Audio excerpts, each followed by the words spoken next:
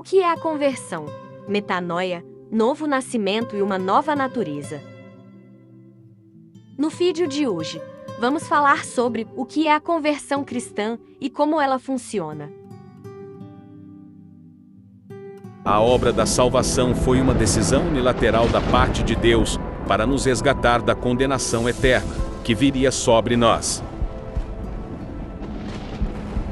Porque Deus amou o mundo de tal maneira, que deu o seu Filho unigênito, para que todo aquele que nele crê não pereça, mas tenha a vida eterna. Mas que condenação é essa? E como conseguir escapar de tal condenação? Bom, para podermos falar sobre salvação e condenação eterna, temos primeiro que entender melhor de onde tudo isso começou. Em Gênesis, Deus criou o céu e a terra, e tudo que nela há. Após isso, Deus cria o homem do pó da terra, e sopra nas suas narinas o fôlego da vida, e então o homem se torna uma alma vivente. Após isso, o homem é colocado por Deus no jardim do Éden para cultivá-lo e tomar conta dele, e lhe deixa uma ordenança: coma à vontade dos frutos de todas as árvores do jardim, exceto da árvore do conhecimento do bem e do mal. Se você comer desse fruto, com certeza morrerá. Vendo Deus que o homem estava só, o fez uma auxiliadora idônea. Estando eles no jardim, a serpente Satanás se dirige à mulher e a pergunta: Deus realmente disse que vocês não devem comer do fruto de nenhuma das árvores do jardim?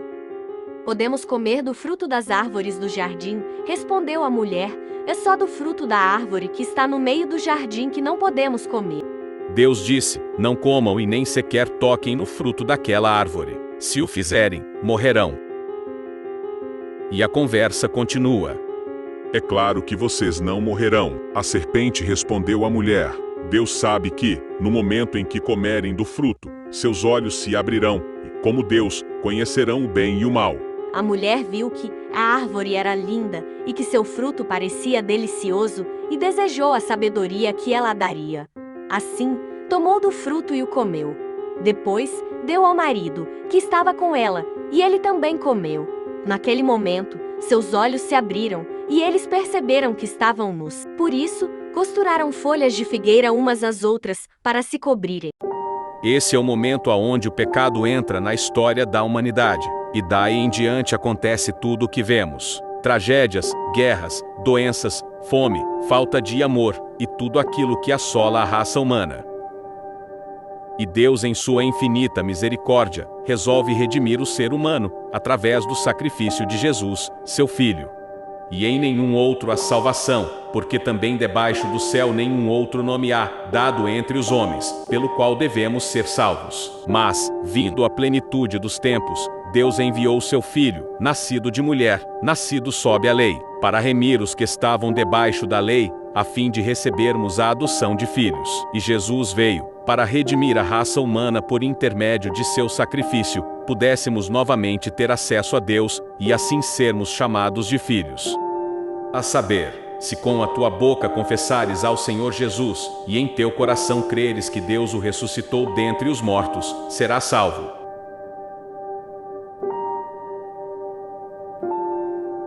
Uma vez que Jesus veio, e qualquer um que crer nas palavras dele, o aceitar como Senhor e Salvador, se arrepender de todo o coração dos seus pecados e for batizado, será salvo. Vamos entender melhor do que se trata nascer de novo ou ter uma nova natureza.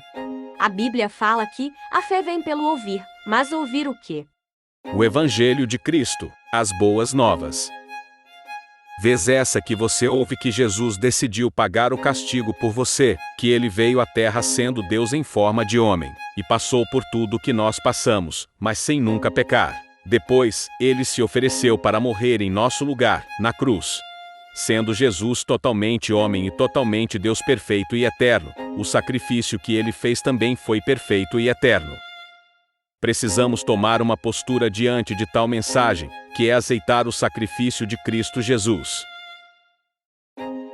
E então, quando o aceitamos, abrimos a porta para o Espírito Santo, e ele começa uma reforma nas nossas vidas. Chamamos esse processo de metanoia, uma transformação completa do pensamento. que não se limita a uma mudança de mentalidade, mas também implica mudança de comportamento, de atitude, de maneira de ser e de viver. Morremos para a vida antiga e recebemos uma vida nova, livre de condenação. Isso significa assumir o compromisso de seguir Jesus.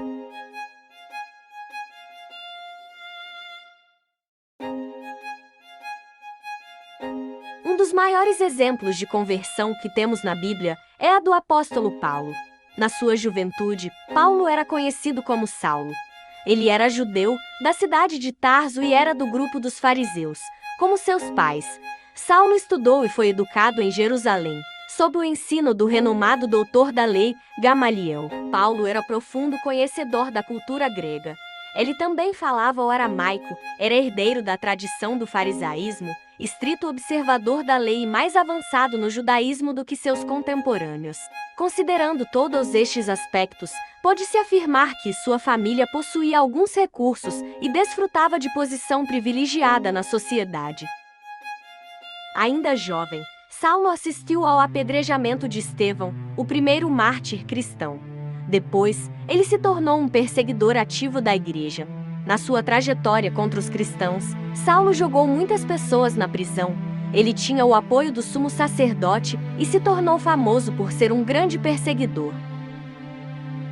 Um dia, enquanto ia a caminho de Damasco para prender mais cristãos, uma luz brilhou e o cegou, e Saulo ouviu uma voz lhe perguntando: Saulo, Saulo, por que me persegues? Saulo perguntou: Quem és tu, Senhor? Ele respondeu: Eu sou Jesus, a quem você persegue. Levante-se, entre na cidade. Alguém dirá o que você deve fazer. Saulo ficou cego e esperando em Damasco, como Jesus tinha ordenado. Então Jesus enviou um homem chamado Ananias para falar com Saulo. Ananias impôs as mãos sobre Saulo, e ele tornou a ver e foi batizado. Desse momento em diante, Saulo foi um homem diferente. Logo Paulo começou a pregar sobre Jesus. Foi para Jerusalém, mas os cristãos de lá tinham medo dele. Somente um homem ficou do seu lado, Barnabé. Ele os convenceu que Paulo realmente tinha se convertido, mas alguns judeus quiseram o matar por causa de sua conversão. Por isso, a igreja o enviou para sua cidade, Tarso. Depois que se converteu, Paulo se tornou um dos grandes teólogos do cristianismo. Ele escreveu 13 cartas, que entraram no Novo Testamento. Algumas dessas cartas foram enviadas a localidades específicas, ou serviam como cartas circulares dirigidas às diversas congregações. Seus ensinamentos explicam sobre a salvação em Jesus, e como deve ser a vida cristã. Paulo foi usado por Deus para encorajar e ensinar todos que leem a Bíblia. Paulo destaca-se como um homem que foi completamente transformado por Deus e obediente ao seu chamado. Ele amava o Senhor acima de todas as coisas e se dispôs completamente ao serviço em amor, à causa do Evangelho. Por isso, o apóstolo Paulo é um modelo de fé, serviço e resiliência para os cristãos de todas as épocas. Sua mensagem traz esperança a todos que leem a Bíblia. E não só Paulo, mas todos os que pela fé aceitam Jesus como seu Salvador, recebe uma nova natureza e uma contínua transformação no seu ser. Se você gostou do vídeo, deixe seu like, inscreva-se no canal e compartilhe com quem você ama.